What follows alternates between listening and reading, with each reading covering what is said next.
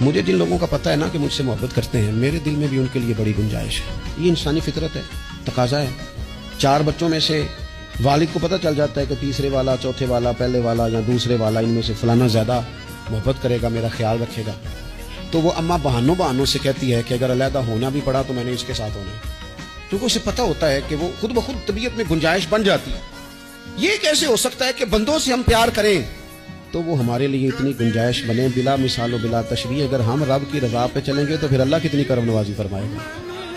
جب اس کریم کی بارگاہ عالی مرتبت میں ہمارے جذبات پہنچتے ہیں. صاحب رسالہ کشاریہ کہتے ہیں اللہ تعالیٰ نے حضرت داؤد علیہ السلام کو وہی فرمایا اے میرے نبی، جن لوگوں نے اپنے رب سے منہ پھیر لیا ہے نا، جو نافرمانی کرتے ہیں، مسجد نہیں آتے، حلال حرام کی پرواہ نہیں کرتے، کوئی خیر کا کام نہیں کرتے، فرمایا جنہوں نے مالک سے منہ پھیر لیا ہے نا، اگر انہیں پتہ چل جائے کہ اللہ کریم ان کی توبہ پہ کتنا راضی ہوگا، اگر انہیں پتہ چل جائے تو اس بات پر ہی ان کی جان نکل جائے.